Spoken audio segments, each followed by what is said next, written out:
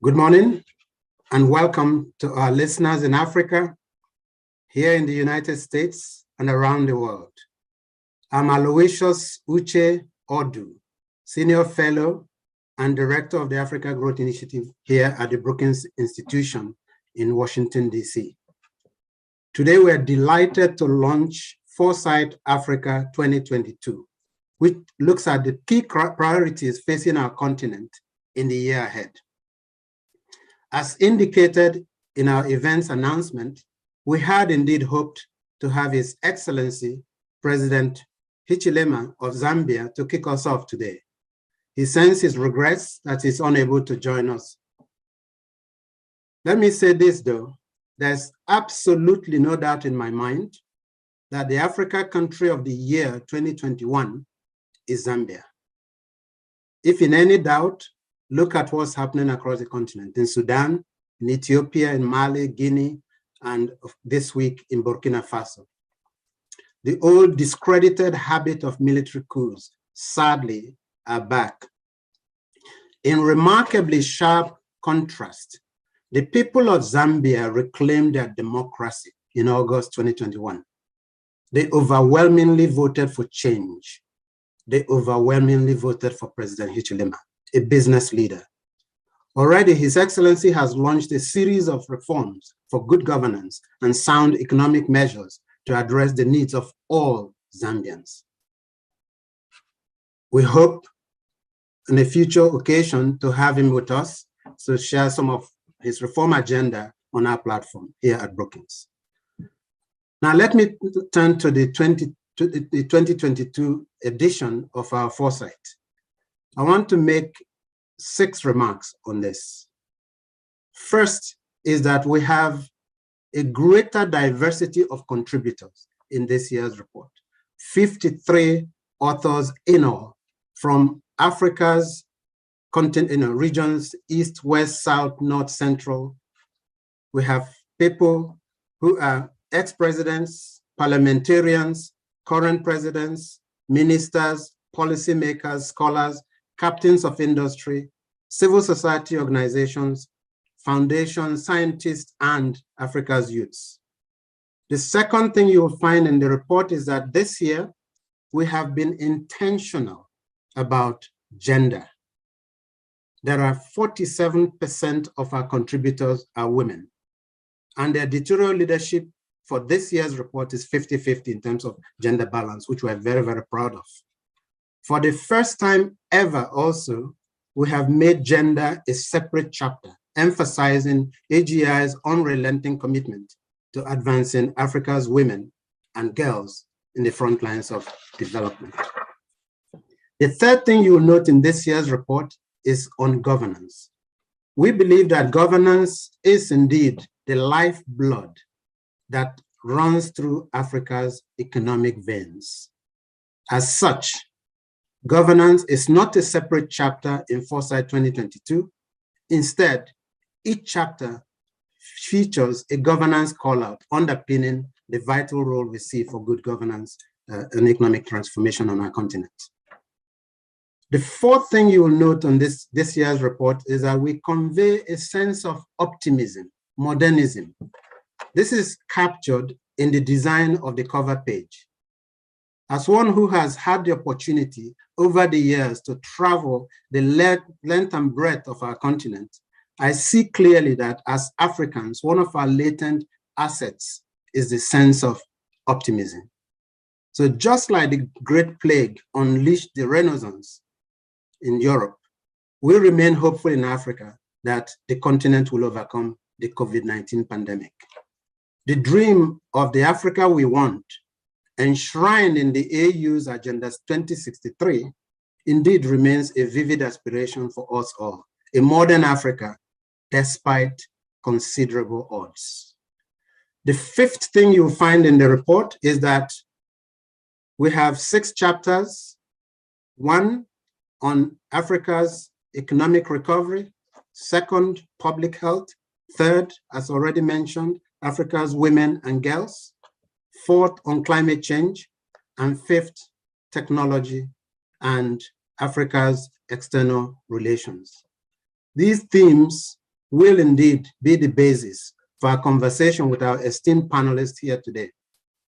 With that, let me now turn you over to my colleague and our moderator for today, Dr. John MacArthur, who is Senior Fellow and Director of the Center for Sustainable Development with us at Brookings Institution. John, thank you very much.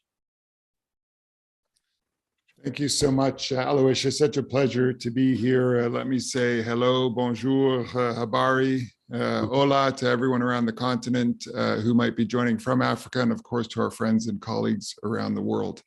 And first, let me please also congratulate the team and my colleagues and all the contributors for what is, I think, quite an extraordinary compilation of insights in this Foresight Africa report. I had the chance to look through it in recent days and find it simply stunning, both the progress of the initiative, but also the evolution of the issues that are captured across the continent. And it's a testament to all the contributors in the team that we've been able to draw upon the collective insights. So huge kudos to the collective. We have an extraordinary panel today to reflect, and including some contributors to the Foresight Africa report, but also some dynamic leaders who are working on these issues at the forefront from many different angles, locally, on the ground, at national level, cross-country level, the regional level, and of course, the global level. So just to introduce them, we have, first of all, President Amina Gharib Fakim, who is the former president of Mauritius, and we're honored she's joining us today. She's now a distinguished advisor at the Global Network for Africa's Prosperity. We have Gargi Ghosh, who is president for Global Policy and Advocacy at the Bill and Melinda Gates Foundation, longtime leader and collaborator on so many issues under discussion today. And then Greg Mills, the executive director of the Brenthurst Foundation, who has been based in South Africa, but working at the leadership level across so many countries around Africa. We're so thrilled that all of you are here today alongside Aloysius, and we'll have a panel discussion kick off shortly. Before we dive into that, we did want to reveal the results of an audience poll that's been conducted in recent days by our colleagues at the Africa Growth Initiative. And this is a question of what are the top priorities for the continent in 2022, where the 6 options were the 6 big themes in this year's report. This is the great reveal, and interestingly, there's a lot of movement and momentum, certainly a plurality, if not a majority of views saying financing the robust post-pandemic growth and economic recovery issues are a very widely held top priority. But very importantly, many people see many different things as their own top priority, and none of these are at odds with each other. We see empowering African women and girls, ensuring equal access and self-sufficiency in health systems, addressing the climate emergency, creating and harnessing new technologies for improved livelihoods, and of course, reinventing and pursuing external partnerships in Africa's foreign relations, all of which have a substantial set of people looking to speak up and looking to prioritize actions in 2022. We will be diving in shortly. I just, from our organizers, I just saw that we might be having His Excellency joining. So let us know, send me a signal. So if so, we'll of course, I think, turn to the sitting president of Zambia, because I know his time is constrained today. So let us know, just send a signal if we can get him in. In the meantime, maybe we can dive right in. Amina, Madam President, maybe we can start with you. You have a terrific contribution here on the importance of investing in science and technology across the continent. You're, of course, a distinguished academic yourself, a hugely accomplished scientist, in addition to a former head of state. And I'm curious what you see as the next steps in this regard. It's such a major issue. There are so many players who've been trying to elevate the attention to this. My former colleague, Calestis Juma, I used to talk with for hours on end, trying to elevate these topics. What do you see as the state of the frontier and how this could make those decisive gains? Thank you, John. Thank you for the introduction, and thank you to all the group at the Brookings, Aloysius, and all the team, and also greetings to my fellow co-writer, Professor Signé. I'm sure he's on board listening to us. Thank you for asking me to share some views on the importance of science. I will start by saying that the African continent has been described in so many ways. Initially as the hopeless continent, the dark continent, and recently as the rising continent. And I will add a continent of paradox. Why paradox? Because the continent represents 20% of the Earth's surface, boasts 60% of the world's arable land, 30% of the world's reserve of minerals, and more importantly, the youngest population of any continent. Yet, despite all these riches, the continent produces only 3% of global GDP, account for less than 3% of international trade, mainly commodities and natural resources, and shoulders 25% of the global disease burden. The picture is even more bleak when it comes to research and innovation, because the continent contributes just 2% of the world research output and accounts for only 1.3% of research spending, producing only 0.1% of all patents. This is the paradox I refer to. Here is a continent that has fueled the world's industrial revolutions, has helped drive the dominance of the mobile phone industry with a large store of rare earth minerals, soon needed for the global energy transition, and yet is tolerating the dismal statistics and remains the locus of poverty. It is becoming clear that a lack of investment in science and technology has undermined Africa's economic transformation, both at the structural and sectoral levels. This lack of investment has had far-reaching consequences, as it has left the continent bereft of the economic and scientific infrastructure necessary for innovation. It is still relying on the colonial development model of resource extraction, which is both unsustainable and responsible for the debilitating poverty and aid dependency. Challenges compound by economic fragmentation with smaller market, constraining long-term investment and patient capital that would have fostered innovation and drive technology transfer in the context of globalization.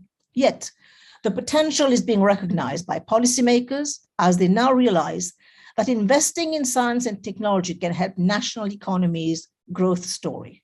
So countries must create an enabling environment through pro-innovation, pro-science, pro-technology policies to over barriers related to regulation, rein in on corruption, invest more in the ecosystem that will facilitate the investment in science and technology in a way that not just accelerate discovery, but allow innovations to enter the marketplace quickly. So we have to urgently bridge the skills deficiency gap in science, technology, and innovation, as they are vital to unlocking Africa's potential and accelerate economic growth and prosperity. So it is a fact that the best trained, talented researchers gravitate to an environment where their work is leveraged to modern infrastructure with appropriate level of funding. So this will ensure the reversal of Africa's brain drain, keep the best man in the continent and attract new ones, just like South Africa has done. By creating and nurturing such ecosystem requires time and investment and cannot be at the mercy of political and business cycles.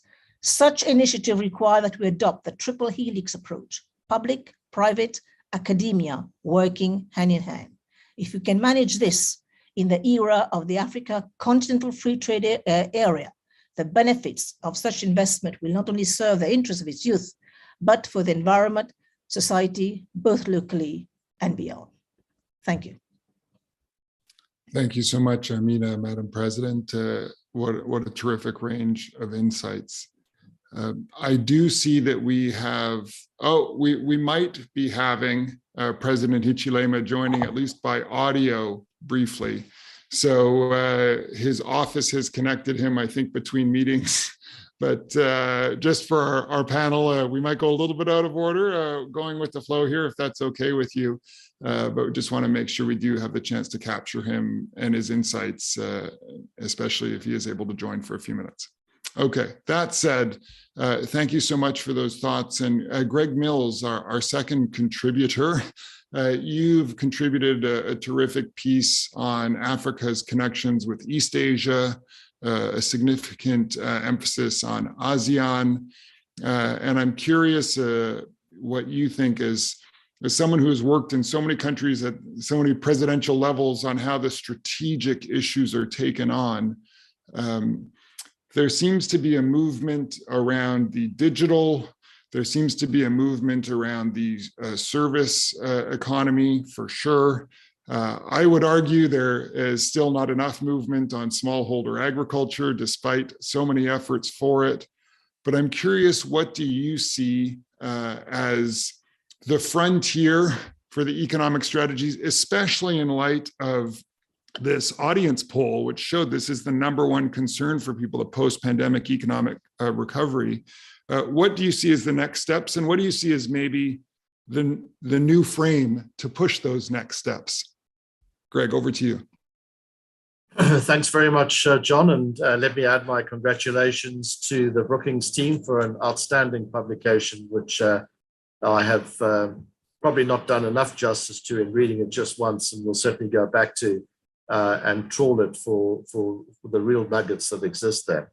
And thank you for having me on this afternoon's webinar. It's always a pleasure to speak to colleagues who are interested in African development, which of course has been my life's occupation, and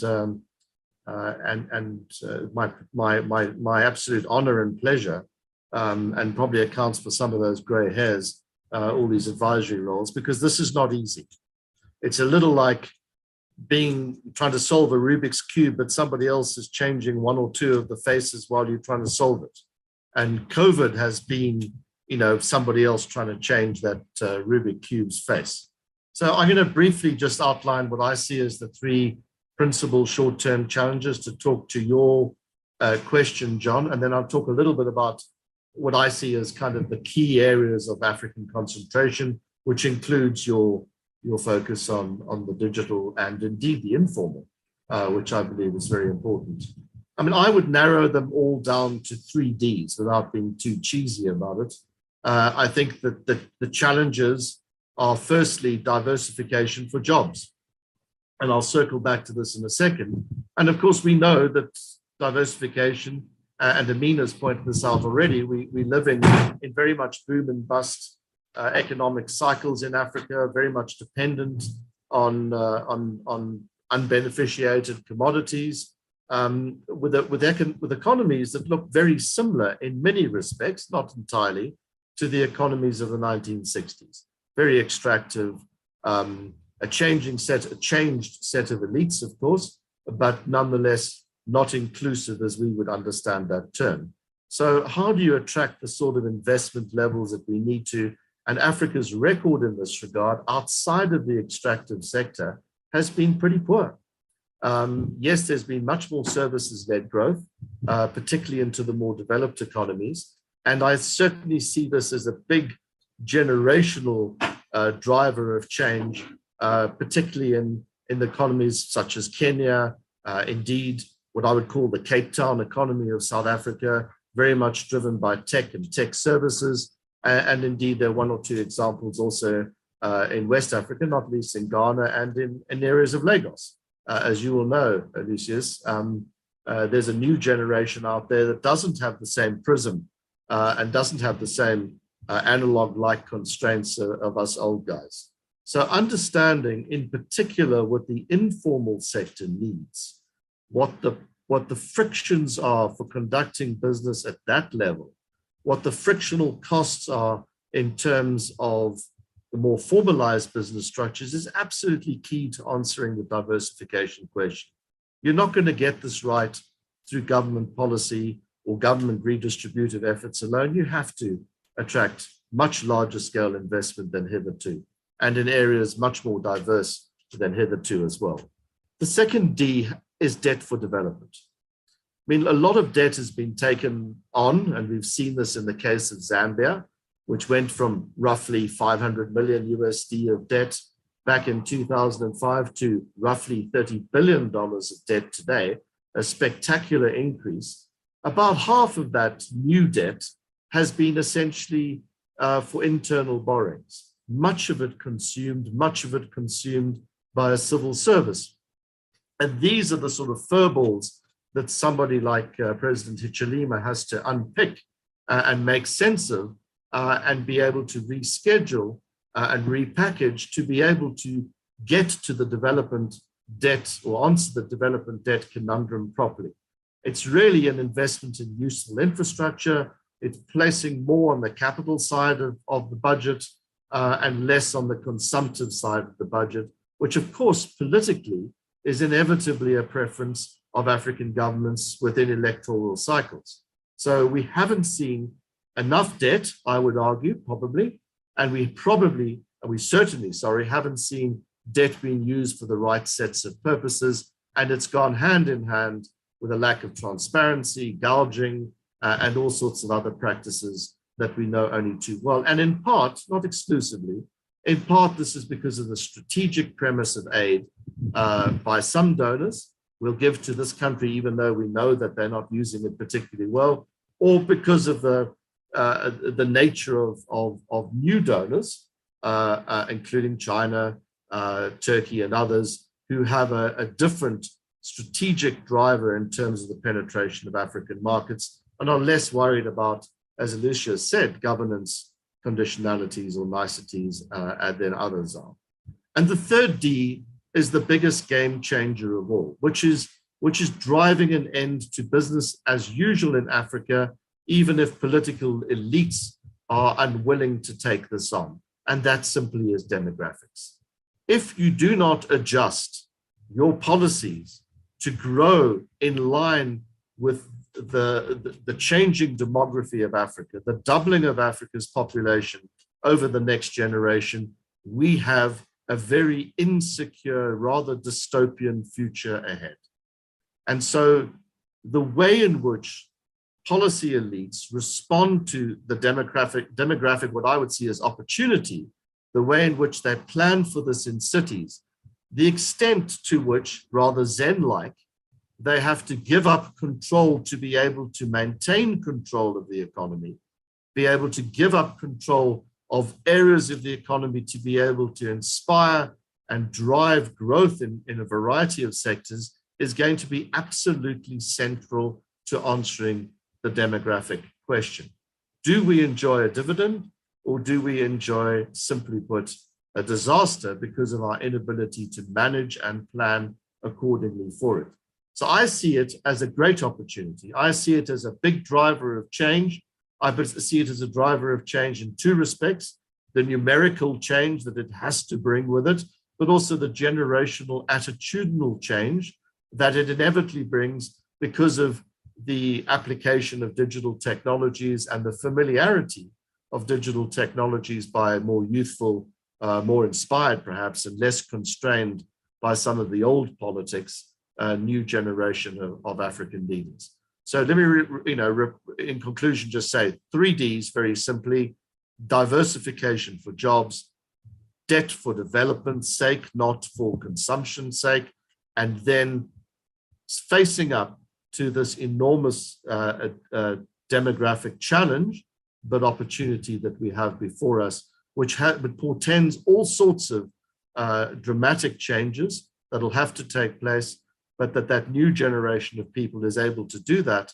And government essentially needs to be able to get out of the way of a lot of that stuff.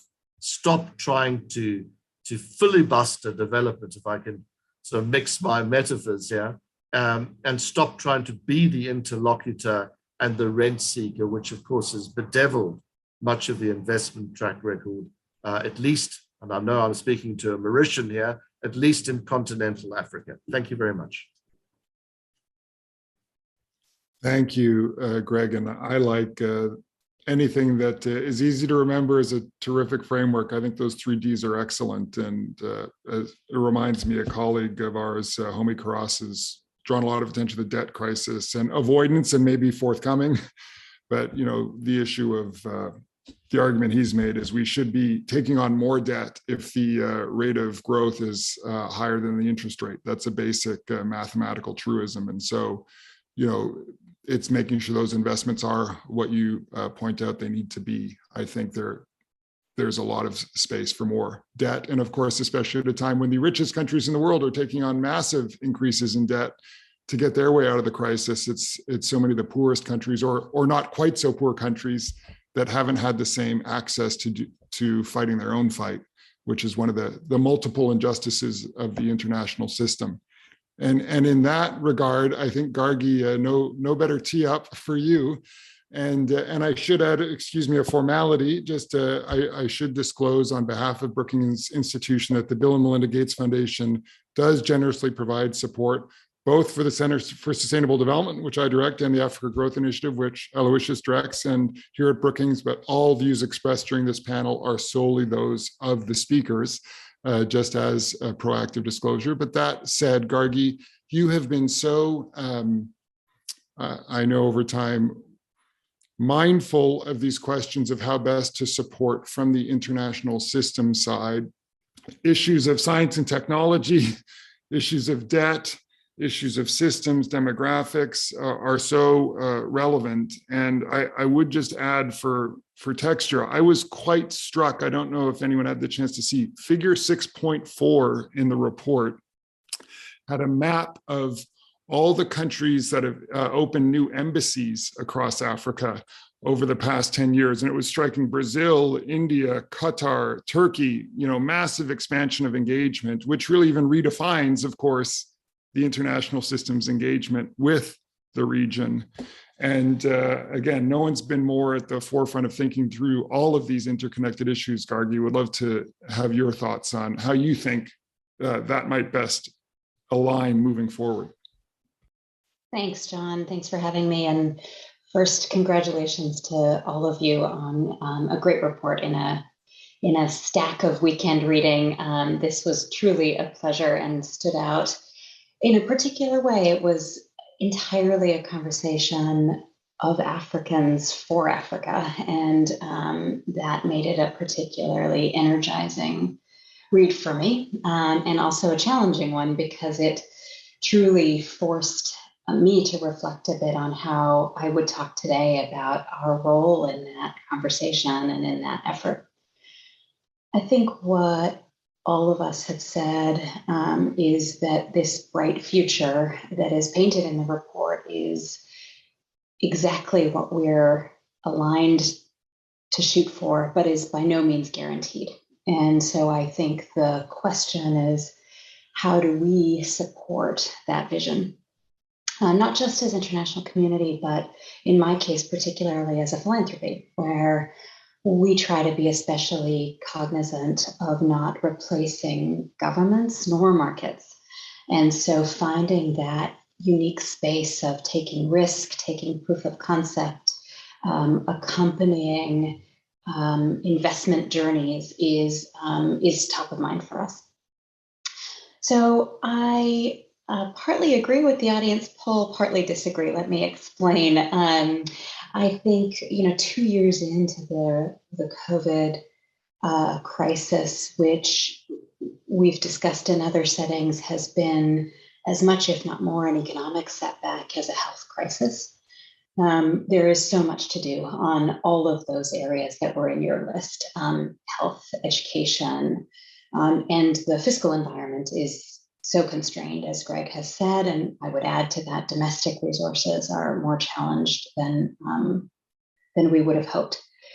So from my perspective, it's a critical time to make those foundational investments that help across multiple areas. There is no choice between health and education and girls and boys. We have to do it all. And so how do you make the investments that unlock progress across the board? And there are 4 areas that I am especially excited about, where we believe there's a role for the foundation to support not just Africa, but Asia's expressed priorities. 1, science and innovation. 2, digital transformation. 3, gender, unlocking the power of women and girls, and 4, strengthening regional and national institutions. Let me very briefly talk about each. Science and innovation, I couldn't have said it better than Her Excellency Amina. I will just add to that vision that I don't think we're starting from scratch by any means. For over a decade, we have been partnering with the Institut Pasteur de Dakar, the vaccine manufacturer based in Senegal. We and others have supported for many years the CGIAR, the Crop Research Initiative. There are efforts in place that we should understand, support, and scale up to achieve this sort of innovation that will be required, whether it's drought-resistant seeds or increasing the capacity of manufacturing on the continent. That is part of the vision. Digital transformation. There, I think there's a super important role for innovators, but also for governments to set the policy context to make sure digital benefits the poorest.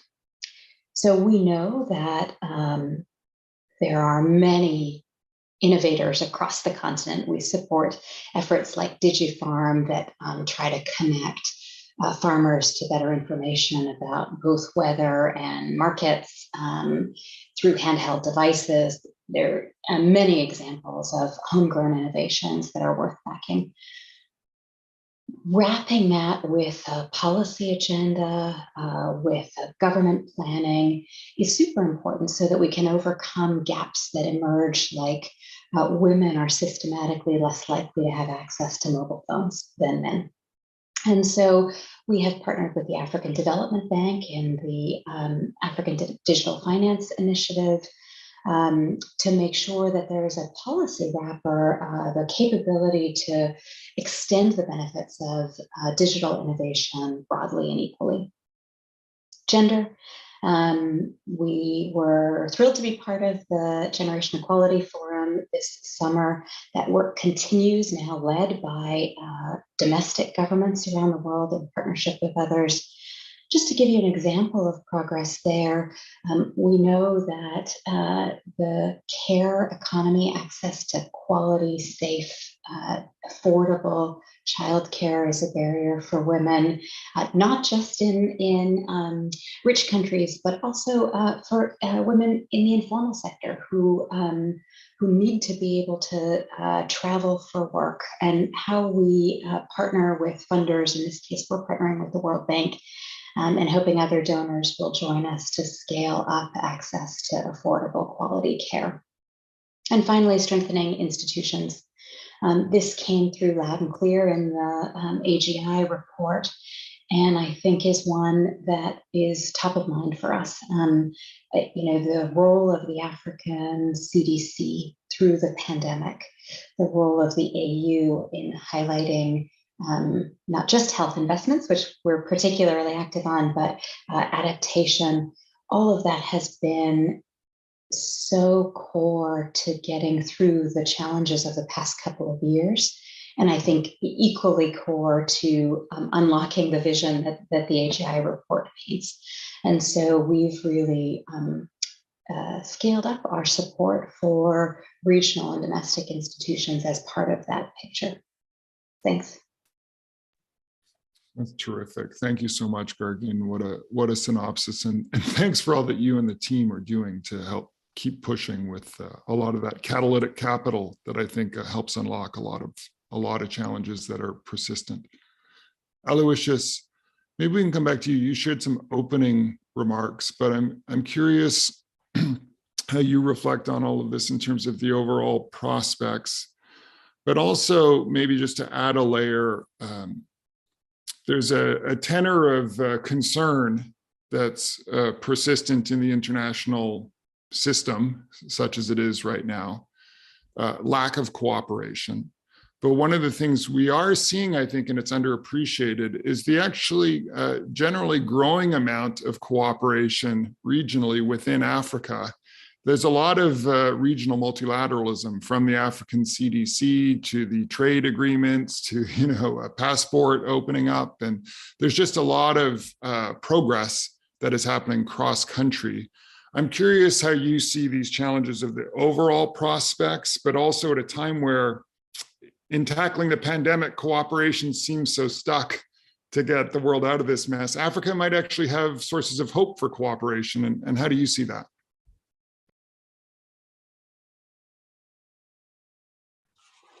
Thank you very much, John. I think that you said it, you framed it very nicely, because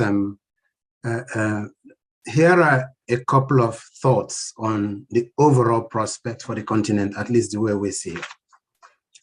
The first and foremost, of course, is the one everybody has already referred to in this panel. COVID-19 remains the big elephant in the room in the year ahead.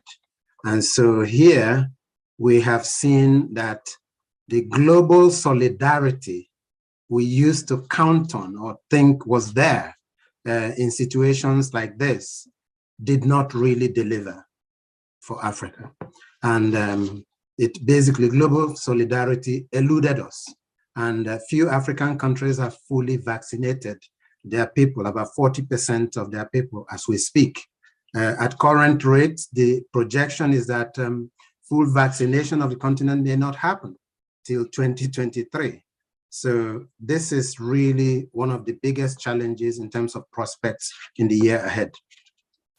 The second, by way of prospects, is the issue of economic growth in the continent. The IMF earlier this week just released, as you know, their global prospects. And on the continent, we're actually optimistic that growth will be about 3.8% in the African continent. But the sources of that growth will not be from the usual suspects as such. So powerhouses like Angola, Nigeria, South Africa, Ethiopia, and Sudan will continue to struggle this year.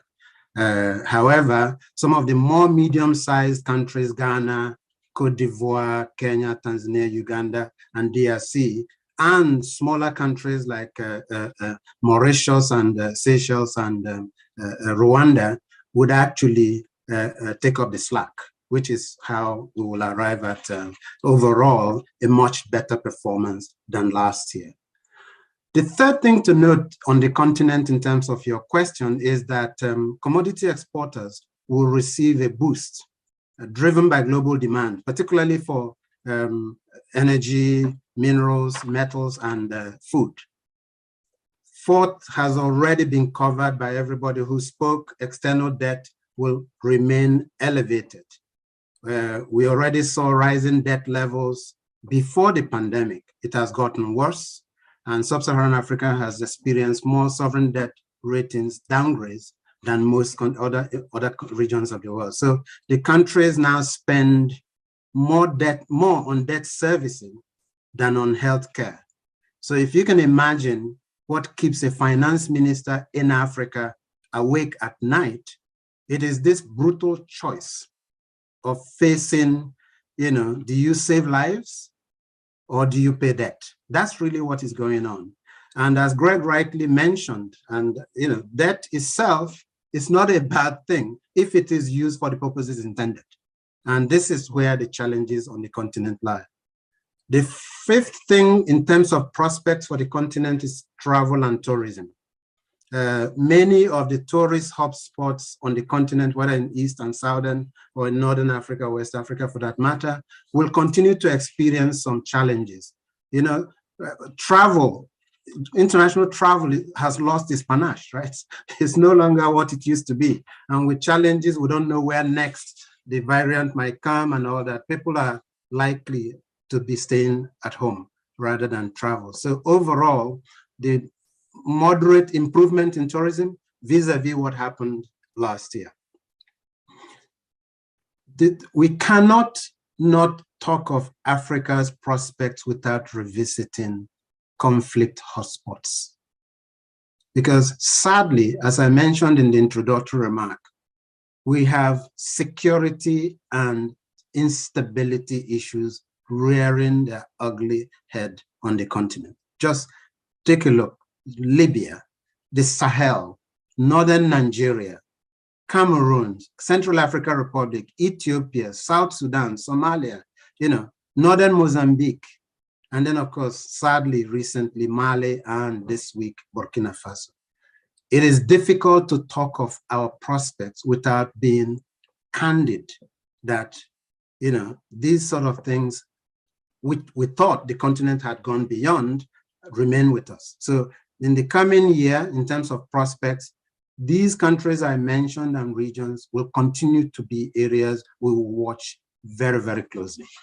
And then finally, the point you made about African solidarity, the coming of age, it's just remarkable that at a time when globalization is under threat, at a time when we saw, if you remember, the ratings on the Global Health Security Index ranked the United States #1 in the world in terms of preparedness for pandemics. This was 2019 rather, right? And we all know what happened. And then globally, all these countries that were stacked up as the highest ranked preparedness, it didn't happen. And global solidarity, when you needed it most, was in question. Africans acted in concert. The African Union, the Africa CDC, the African Exim Bank, and many other institutions on the continent. Some private sector Africans were mobilized as special envoys. And so what you saw is at the time when the world was, basically, fragmenting, if you like, instead of collaborating, as the vaccine situation showed us, Africans have really, really come of age and basic in terms of rallying around in solidarity to address what is clearly a global pandemic. So the issue now of having more vaccines manufactured on the continent, there's so many plans afoot driven by Africans, and that's the Africa we want going forward. So overall, I believe that the continent will see a fairly good growth going forward, but it will be basically depending on a couple of countries to pull, cover the slacks of the bigger countries, and then watch closely for some of those hotspots that we need to be very mindful of. Thank you. Thanks so much, Aloysius. It's a terrific cross-section of issues, and especially from the economics perspective, but also sobering. I think everyone has their countries that are nearest and dearest to their heart in terms of where they've had the chance to spend time. But certainly, personally, watching Ethiopia go through what it's going through has been very challenging. I know for a lot of people, Mali similarly, and as you listed, those are just a couple of the many that are in pretty profound challenges. But I think one of the other questions, I'm curious, just to open it up now, but maybe see what any reactions you have to each other's comments, just to make it interactive. But I'm also curious, I find that the pandemic has been something of a great reveal for the lack of international cooperation. So as I say, in 2014, I would give a lecture here and there about how, Ebola in West Africa was the reminder of how cooperation is in all of our self-interest. In 2019, 2020, 21, as you're saying, 22, the notion of cooperation is still scarce, even when it's in everyone's self-interest. But at the same time, Africa is in some ways getting less international attention, I would say, while the great power conflicts are coming up in a new way. And so a lot of these long-term sustainable development questions is what I would give as a broad bundle that people have been discussing: the economic, social, environmental, technological. I'm curious your thoughts. Is that better if the international system is looking the other way so as not to mess things up with all the progress underway? Or do you see there as being a real gap in that there are certain things that just require international community to think differently about how to support Africa's development in each of your respective domains? Maybe just going back to Amina, curious if you have any thoughts on that. Thank you again, John. Thank you, Aloysius, for these comments. I think you hit the nail on the head. But I think over the past 2 years, what we have also seen is the failure of the international system as we've known it. And I think this will stay on our conscience for a long, long time. We have seen the failure of multilateralism. And to me, it doesn't bode well at all. As we get COVID behind us, we're going to be facing two real challenges. And I say real challenges because it will make COVID look like child play. And here I think about climate change. And I think where we have seen, Aloysius had rightly pointed out to the insecurity. And if you look at most of the insecurity happening, is happening in the Sahel, in the Sahelian belt, all the way from Ethiopia, all the way up now to Burkina Faso, of course with Guinea as well. And I think it poses a question as to the way that the West, and here I talk about Europe, it would have made good sense to see the European Union investing in Northern Africa. By investing in Northern Africa and all the way down, you would have prevented the flow of immigrants. I mean, that's the first thing that we'll have to really handle, because this is going to be the root cause of many problems. It has already started. We have seen the demographics are going to change. We have seen the insecurity. And this is one thing that we'll have to tackle. And the best way to tackle this is to encourage people to stay home. And this will come with a Marshall Plan, if I may use the word, of investment in Northern and, of course, in the Sahelian region. That's one thing. The other thing, we have also spoken about investment. And we have seen over the past 2 years how some people, I mean, mostly in Asia, for example, where the notion of social safety net is absent. We have seen people saying, why should we worry about COVID when we're going to die of hunger, right? So that's one thing that we really have to really think about. And for Africa, and I think I will cite again Mia Motley in her speech in Glasgow, she said, where are we with the special drawing rights at the level of the IMF? I mean, these are thoughts that we have to bring in order to be able to, and we have seen how poorer countries have not been able to draw the appropriate level of debt. And I think I'm very happy that the issue of debt has been mentioned, but debt for what? Debt for infrastructure development, debt for relooking at our social security. I mean, all these issues will have to be on the agenda, be it of the African Union or of the other multilateral organizations, because these are issues that we'll have to flag very strongly. Because if you don't put the person at the center of development, we are doomed for failure. Thank you, Amina. And maybe Greg, I think you might have to leave in a second, but maybe just to flag two quick things on the international system side, if it matters to you, but maybe we can come back to it later, or if you want to speak to it, I should say. Egypt, of course, is hosting COP27 this year. It is an opportunity to elevate the African and developing country perspective writ large, which was, of course, the residual major tension coming out of COP26 in Glasgow, and the need for the reframe of who tells which story on how to approach this. But similarly, we have things like the pandemic being discussed sometimes through the WHO, sometimes through the G20. Africa is dramatically underrepresented at the G20. Some people, EU has a voice, AU doesn't have a voice. How do you see these interconnection questions for how Africa or any part of Africa you want to speak to best moves forward? Is that for me?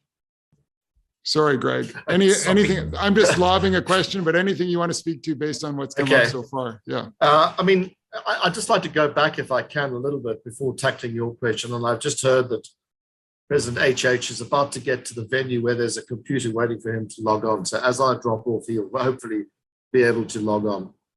This is like musical chairs. There's a lovely African proverb, which is when elephants fight, the grass gets trampled. And I think we're seeing that right at the moment. Whatever the reset is because of Ukraine and Russia, it doesn't look like one that's going to be particularly favorable to Africa. And I think what we're seeing overall is a degree of introversion in international affairs, which is perhaps driven more by strategy when it comes to donor relationships and less by a sense of solidarity. And I think that's concerning because it leads away almost inevitably from what I should have had as a fourth D, which one of my friends in England who's listening to this pointed out to me, and I sort of smacked myself on the head because of it, which is, of course, democratic regression across the continent. And we mentioned it earlier on, and of course, this is a week of a coup d'etat in Burkina Faso. It comes on the back of a coup d'etat in Guinea, and it comes on the back of regression in places like Ethiopia, and so on and so forth. And Democrats, despite this overwhelmingly being the preferred system of government by Africans, if the polls are to be believed, and I think they should be, are having a tough battle across Africa right at the moment. And any sort of strategic reset, which says what we're really after is our interests and very little else, I don't think is going to necessarily assist African Democrats in their quest. So I do think that when it comes to Western foreign policy, I do think the damage of Afghanistan, and it's in the last 6 months, by the way, we can't ignore it. I spent a lot of time there myself, so I perhaps bear this cross more than most. I mean, I think the impact of Afghanistan, the abandonment of Afghans, and particularly Afghan women, to a fate that we frankly don't even know about right at the moment, doesn't send out a particularly good signal about this issue of solidarity, is likely to lead to a greater movement of people across territories in search of safer and greener pastures, and doesn't speak very well to issues of regional solidarity and cooperation either. And it also really poses a question, which is something we haven't mentioned here, which is the security dimension of development. What does Afghanistan in and of itself, but also in terms of external relationships, tell us about the Sahel? What are we likely to expect? What's going to be the consequence of further instability in this region, potentially 200 million or so people on the move as a consequence of this in an environmentally, climatically stressed area of the world? It's a particularly dystopian question, but I do believe it's one that is relevant and one that we have to start thinking about if the answer to Afghanistan is answered in the same way when it comes to the Sahel. And I do believe it's going to be increasingly incumbent on African institutions and African leadership to be able to answer these questions of the relationship with others and the relationship with the outside world, rather than the outside world determining about that methodology of intervention. And we still, I think, particularly in the Sahel and in areas of West Africa, really battle to understand what the better modalities of external engagement in the security domain, let alone the developmental domain, are. So I think there's perhaps a less abstract and much more pressing issue around security today than we envisage. And it could upend that rather nice looking post-COVID recovery graph that we saw earlier. It could upend that without a degree of proactivity, especially on the part of Africans. And the degree to which Africans integrate, Mozambique is a test case of this, the degree to which African ownership takes place, and the degree to which we kind of determine the relationship with the outside world rather than vice versa, I do think is going to have a bearing on how that question is answered successfully or not. Maybe just as a quick editorial comment and go to Gargi. I think, Greg, you mentioned the word strategy. I would argue, and I'm curious if others agree, yes, strategy, but extremely short-term strategy, because a lot of the questions we're seeing in the Sahel, for example, we've known for decades about the role of climate change in the Sahel. We've known for decades about the need to invest in irrigation for smallholder agriculture. We've known for decades that it's not being done, and the ROI of focusing on troop deployment is much lower than the ROI of supporting, rural development in places where the population is overwhelmingly rural. And, just on the Afghanistan analog, I did the math, the external community spent about $2 trillion in Afghanistan. That's about triple, at a minimum, that's just the US likely. But, they're competing numbers, but it's at least 3x of GDP in Afghanistan over that period. When we look at success stories in places like Togo with the Novisi program, building the, hyper efficient cash transfer program, I wonder what share of that 2 trillion could have been allocated to direct cash transfers to Afghans to support development through the mobile phone pioneers that were getting off the ground there. Lots of these questions that I feel like would have been more strategic, but there's kind of a rapid deployment of some budgets and maybe an underdeployment of others. And our strategies might not think properly about which tools for which problems. And the Sahel is probably the world's great intersection of those challenges forthcoming, I would argue. Anyway, sorry to editorialize. I'm meant to be a moderator, but I think that these issues do come together. Gargi, what do you make of all this? Yep. Well, I want to go back to where you started on this round on the sort of international system and prospects for cooperation. I share the frustration and disappointment that you and others have expressed. And I think it's critical that we take this moment to expect better. And for me, that takes a few forms. First, we are all desperate to stop talking about COVID and get on with all the other priorities. But we can't do that without taking a moment to make sure we would be better off if and when another outbreak risks becoming another pandemic, right? Larry Brilliant, the epidemiologist, talks about outbreaks are assured, but pandemics are optional. So how do we put in place some basic structures? Really not, this is not hard. How do we put in place the basic surveillance, the basic sufficiency of manufacturing capacity, some basic rules of who talks to whom when, to make sure that if this happens again, we are not in the situation we find ourselves in now with dramatically uneven access to vaccines, therapies, testing. And I think that sort of 3 or 4 things that will protect the world against future pandemics should be a must-have that we all expect. Second, I was thrilled to hear mention of SDRs. I do think, the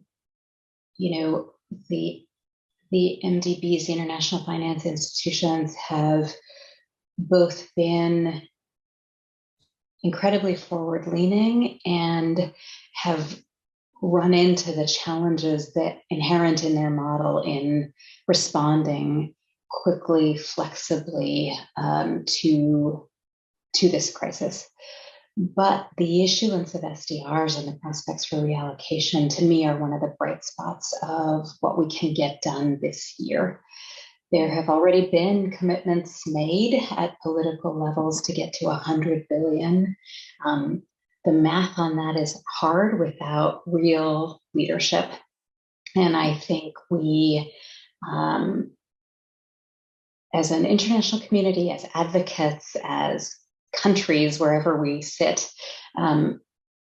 need to join hands and make our voices loud about getting to that 100 million and beyond. I think it is one of the few places I see meaningful new resources coming online, and that will be critical. And finally, I confess I am an advocate for development assistance. I believe there is better and worse development assistance, but I believe in the international solidarity expressed as development assistance. And I know Brookings also has called for an increase, a 50% increase in ODA by 2025 to help make up for some of the setbacks we've seen in low-income countries around the world. So clearly, now more than ever, we have to get serious about what it means to strengthen and empower citizens and governments and domestic institutions with development assistance. But I believe that's still critical. And just to give you an example, the Global Fund for AIDS, TB, and malaria will be seeking to replenish its pot of resources for this year. For future years, since 2002, that organization estimates it's saved 44 million lives that would otherwise have been lost to other pandemics of AIDS, TB, and malaria. And that organization supports country plans, country prioritization. It is a major funder of health systems. It works with co-financing and domestic constituents to support domestic priorities. And I think that is the kind of organization we want development assistance to keep funding.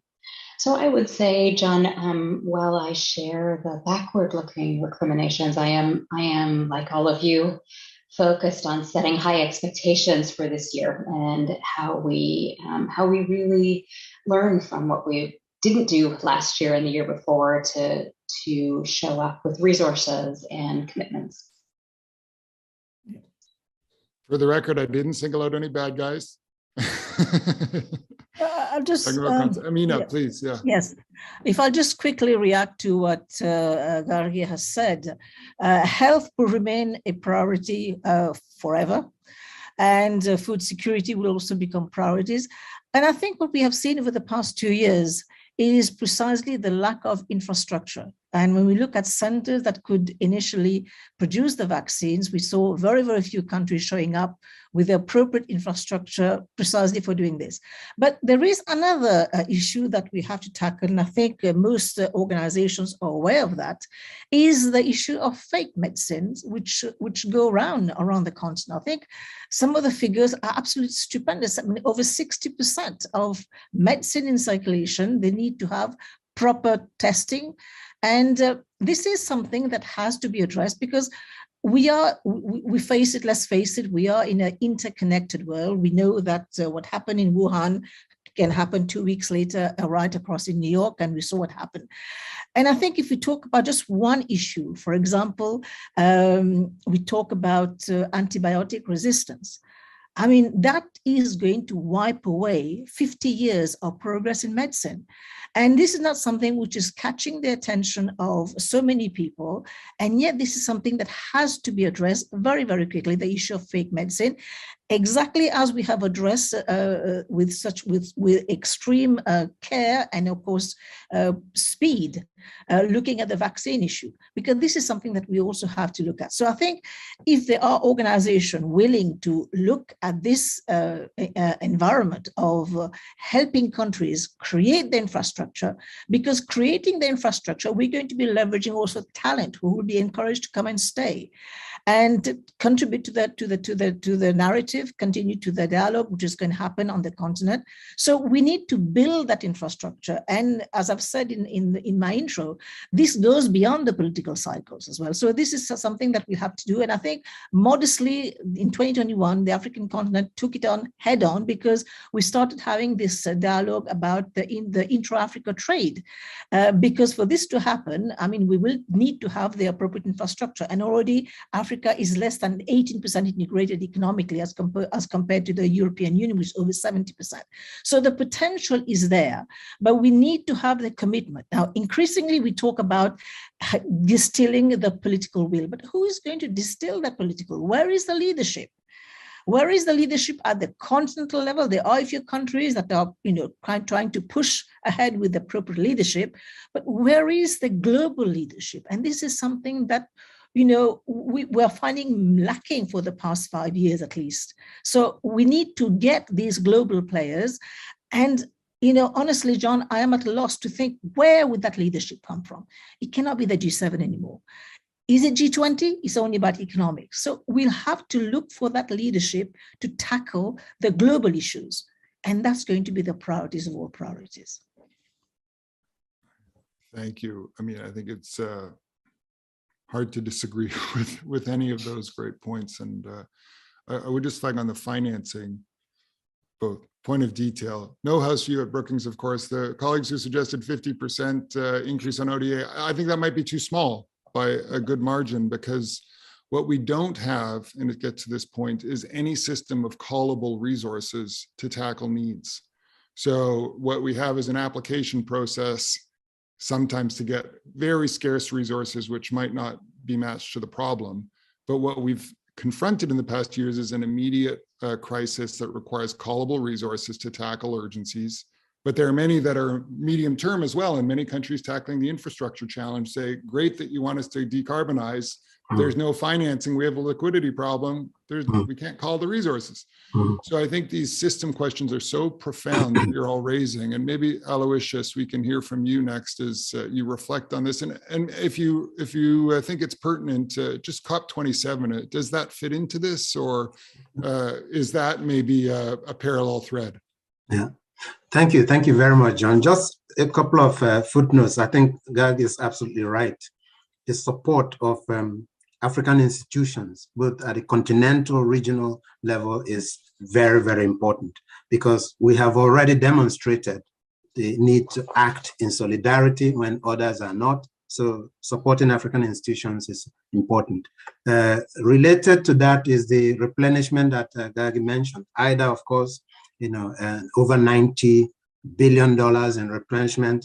I think under the circumstances, knowing what we now know is happening in low-income Africa and the challenges ahead, the idea that donors go big on the replenishment of the African Development Fund, that is absolutely going to be critical and fundamental. And we also talked about the vaccine issue. So the idea that the OECD countries and the rest of the donor community, the manufacturing of vaccines in Africa, clearly the Africa CDC and the AU already has a program for this, to make sure that 60% of Africa's vaccines are manufactured on the continent by the year 2040. I think, talking of supporting African institutions, there is also some work to be done there.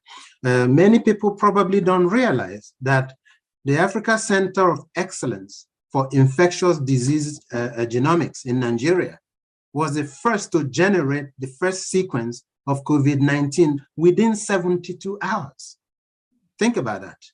And so this shows that it can be done. It can be done on the continent, and what is needed is going forward support, and support at various levels: political will and sustainable financing, the issue we've been discussing, infrastructure to support local research and development, investment in local biotechnology will be important, training, staff training, human resource development, and of course, the need to also leverage Africa's diaspora. These are all important areas in terms of supporting African institutions. John, on the point on COP27, yes, it is indeed an appropriate one to talk about, and we cover climate change in chapter 5 of this year's Foresight.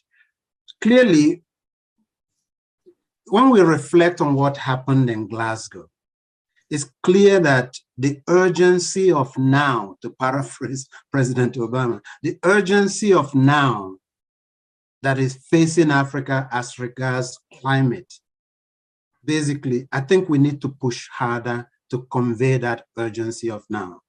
We have higher temperatures, we have droughts, we have desertification wreaking havoc in the Horn of Africa, in the Sahel, in northern Nigeria. Food insecurity and more lagging regions are likely due to climate change. The World Bank itself projects that there will be 86 million internal migrants on the African continent by 2050. The idea that we have flooding in northern Mozambique, I mean, this is now routine, right? So when you think of all these things happening, and then you think that the biggest solution to the climate crisis actually is Africa. Apart from the Amazon basin, the Congo basin, basically absorbs 1.2 billion CO2 per year.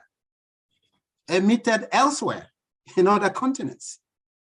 We also know that 70% of the world's cobalt, which is vital for battery production for electric cars as we transition in this direction, comes from Africa. Yet, 600 Africans have no access to electricity. They're in the dark. So when we talk of COP27, which is Africa's COP, I think there's a wake-up call there that for the global community, the idea that we commit and then dialogue and otherwise talk. 100 billion was committed in Paris, still not delivered. Maximum is 80 billion, of which only 20 billion went to Africa during the period 2016 and 2019. We got to do better than that. We really have to. And so when your house is on fire, it's not exactly the time to quibble about footnotes in your insurance policy. Right? You know, the donor community has to recognize that the solution to the problem is Africa, and to a larger extent. And therefore, COP27 has to deliver for Africa. And that means basically that the global community needs to go beyond talking. The OECD countries and the IFIs have to really step up to the plate. Actual IFI climate financing has been falling short of targets for Africa. Imagine that. So these are some of the things that we will need to focus on so that the Africa, the COP27 in Sharm el-Sheikh in Egypt can actually deliver for Africa. And Africans themselves going to Africa's COP, they need to really, the negotiators need to be better prepared than they were in Glasgow. They need to be highly organized. They need to speak with one voice. They need to marshal the dire consequences for the continent of what is happening in a warming climate, because clearly the urgency is now. We cannot, the climate continues to warm. The last 7 years have been the hottest on Earth. So we have challenges, and therefore we need to rise to the occasion. I just received a message that President Hichilema might be just moments away. So if he does join, we'll interrupt. Forgive me if I do need to interrupt anyone, but just to make sure we do get to hear from him if that comes together. But I want to turn to questions from the audience. And Aloysius, your comments remind me, this notion of donors even is of course an official term, but there's so much which is about co-investment and co-investment in the future. And many people have raised the issue of young people. And we do have a question from Ophelia Weeks, who is Executive Director of the Ellen Johnson Sirleaf Presidential Center for Women in Development. And she asks, has there been any consideration of organizing a regional symposium within each of the 5 regions of the continent, a symposium of youths to hear what they have to say and how they could contribute, followed by some form of broader continental action plan? I'm curious if any of you know of that's an investment question, really, how invest in the future, and the youth, who everyone knows are so crucial to it, having a say in that investment. Amina, are you aware of anything in that regard? Yes, it's been done sectorally. They have a very important center in Western Africa. I think it's in Ghana, the aims on mathematics, but it has been kind of thematic, but there has not been that kind of discussion. In fact, yes, we should be having something like this to really gauge. I mean, we know the expectations of the youth, what they are, but having it regionally, because I mean, Africa is after all a continent, it's not one country. So it'd be good to get that kind of discussion, definitely. Yeah, 5, so that would be a start. Aloysius, I see your hand up. Anything you want to share? Sure, thanks, John. I think, Ophelia, that's an excellent question. As we all know, this month, January 21st to 22nd, was the forum that took place in Doha, Qatar, where Youth for Peace from across the globe were assembled. I often wondered when I looked at what was happening in Dakar, the reader from, in Doha, from the youths, I just wondered, how were African youths prepared for that event? And the more I look, the more I see that the Canadian youths were actually prepared in advance of Doha. And it got us thinking. In AGI, we have a work stream we're developing right now, which we're calling Africa's Youth Pulse. The idea basically is to take a look at the existing youth indices globally, and then rigorously assess some of those indices that we will use to track Africa's youths. And then in partnership with Africa Barometer, every year we see the state of play on these indices. And then finally, we get, basically voices of Africa's youth from all 5 regions of the continent to overlay this Africa's Youth Pulse. That's the idea. And before we roll it out, Ophelia, you're absolutely right. We would like to test it in each of the 5 regions and then hopefully launch a continental initiative. Because if there is one thing, Greg mentioned demographics. If there's one thing that's a big ticket item in the next 10, 20, 30, 40 years on the African continent, is the youths.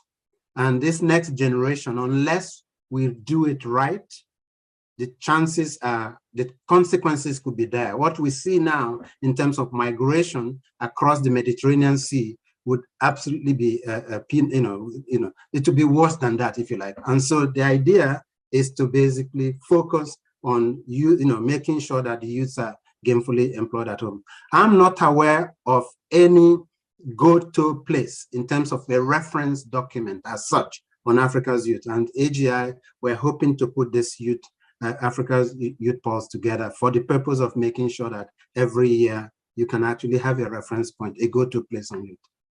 Thanks again, Ophelia, for your question. Thank you. Gargi, anything you would add from the foundation perspective or your own personal perspective?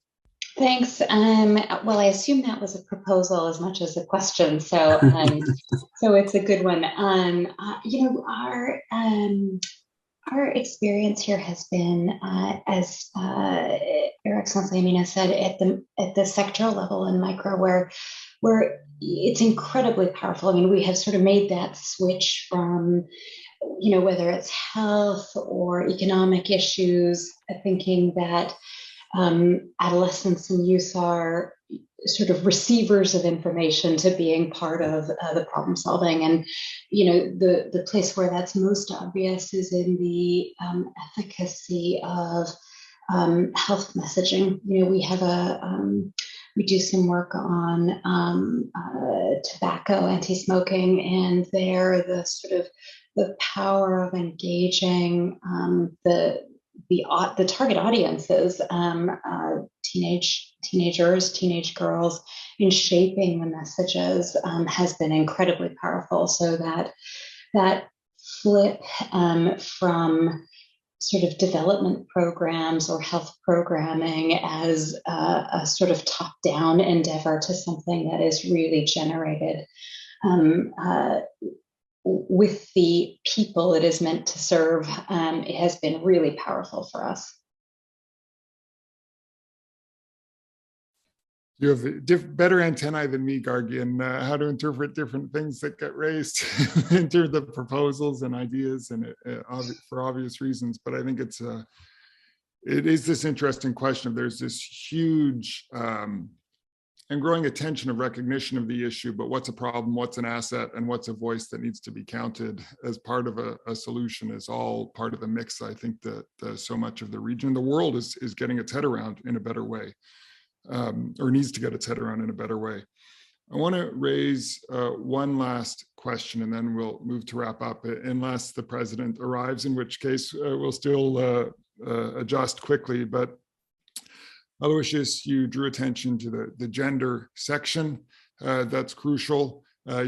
Kudos on the range of topics embedded there, but of course it's throughout the report, half of society, but it's great to see it elevated in this way. And we in our Center for Sustainable Development are really trying to make sure that the gender issues, we're recruiting for it and make sure there's a push beyond the so-called SDG 5 framing, of gender equality, but really what I describe as goals 1 through 4 and 6 through 17, they all need a gender equality component. That's life on Earth.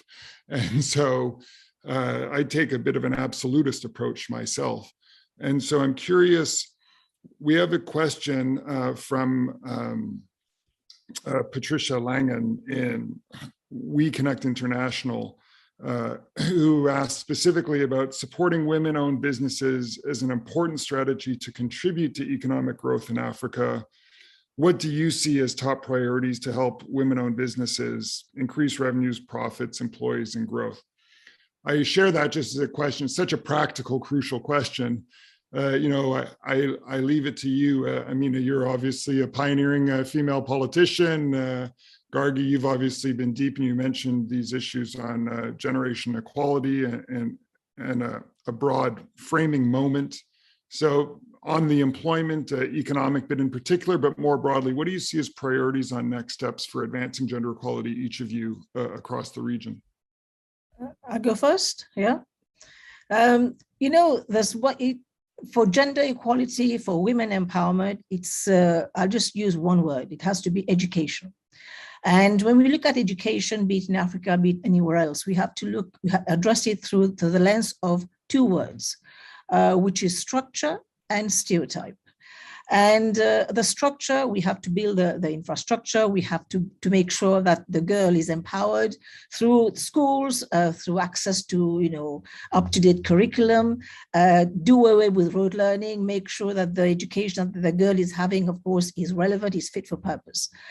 And stereotype, I mean, this is something that we have to address this, but it's a global issue, not just an African issue. If we tackle these 2 and, of course, promote girl empowerment, and especially in the sciences, because this is where the damage gets done, because very often she's told, just like myself, where I was told when I was a child, that the science is for boys. And goodness, if you look at only one sector, which is agriculture, I mean, agriculture, we will all have to agree that women feed Africa. Now, how much more can that woman contribute if she's empowered with the appropriate education, with the appropriate tools, and with the appropriate legislative framework? Because she needs to be able to go to the bank and open an account without being accompanied by her husband or her father or whatever, and also access to cash, access to land, all these issues. And we know that if we address only agriculture, and I think the African Development Bank has already posited that we're talking about a $1 trillion business.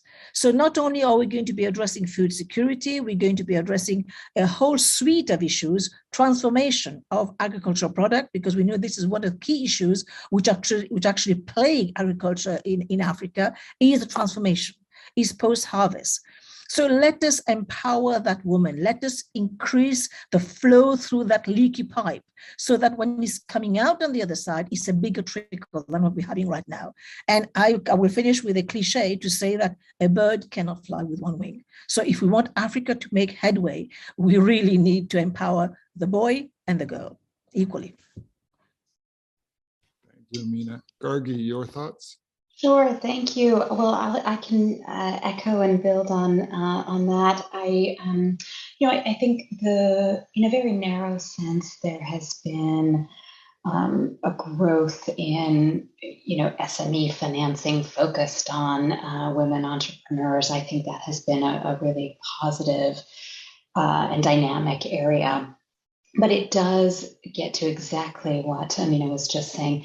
How do you support that micro intervention all around? So how do you create more women entrepreneurs, and how do you create the policy environment and the broader context in which they can thrive?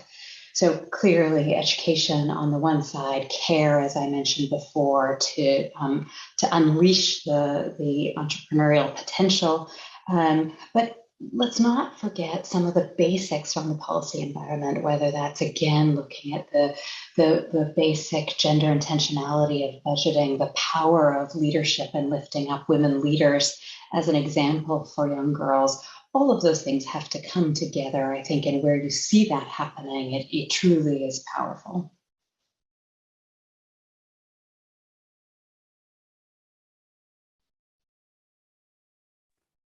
John, I think you're on mute. Can I say I think I just remuted myself. Very structurally poignant and wise. Thank you, Gargi. And Aloysius, maybe we're coming to the top of the hour. I think we might need to invite His Excellency to give a fuller presentation on another day.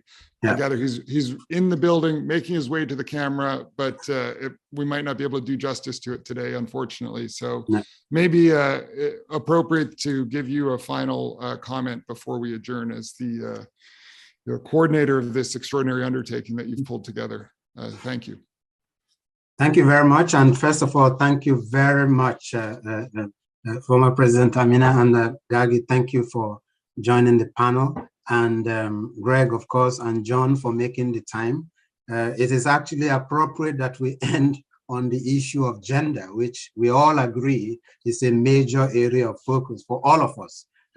On the continent and elsewhere. I just want to call people's attention on the very question raised on gender, that in this year's Foresight, the chapter, the framing essay was written by former President Ellen Johnson Sirleaf of Liberia. And a couple of points he made in the agenda for action going forward. One is country leadership. The very notion of constitutional amendments, appropriateness of the laws and reforms in the political space to make sure that we basically go beyond words. I think Gargi captured that, and Sister Mina also captured that. Changes are needed in political parties. We need to open space for women. What is happening in Sudan? And there's a brilliant essay on Sudan, for example, in this year's Foresight. These are important areas. We no longer need to tinker at this lower level. We need to really frame these things at the very top. But education has been talked about, what skills, training, STEM in particular.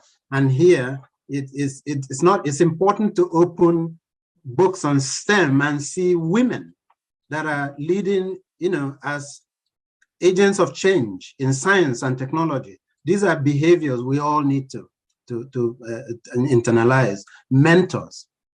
Mentors are absolutely critical. Role models, gatekeepers, to borrow from Gargi's monthly publication. We need gatekeepers that really showcase what women are doing. Influencers, very, very important, because otherwise we will continue to talk about this issue and not actually deliver. On the specific area of investments, there is a piece in our Foresight this year where work was done looking at the data from Jumia and on e-commerce, and it was found that closing the gender gap in e-commerce in Africa could yield an additional $15 billion by 2030. This was coming out of a viewpoint written for us by colleagues in the IFC. So I think there's a lot to be done, and it's a very, very, I'm delighted that we ended up rounding off on what I believe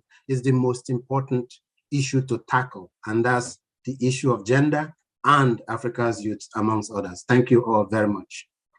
Thank you. Well, thank you, Aloysius, and I couldn't agree more. There's no issue that I'd rather end on as the most salient of all of humanity in many ways, and so delighted that we have the ability to share so many insights here, and really grateful to our panelists, to all the authors, and to the organizers, the extraordinary team, including people like Christina Golubsky, David Batchek, and so many others, Dan, and the whole huge team behind the scenes that's pulling this off. So huge kudos to the entire team. Huge gratitude to Amina, Gargi, and Aloysius for sharing so many thoughts today. Thank you for letting me join as a friend of Africa, and really just honored to be with all of you, and really excited to see, I think back to your point earlier, Gargi, the opportunity, the challenge, but also the need to just move forward. And I think, Amina, you put that very squarely on your own agenda, or in our agenda, in your remarks as well. And Aloysius, you've done that so brilliantly across all these topics in this report. So huge thanks. Thanks everyone for joining us. And we will look forward to advancing the foresight across Africa altogether in the days to come. Thank you. Thanks, John. Thank you. Thanks for watching. Be sure to like and subscribe for more videos from Brookings.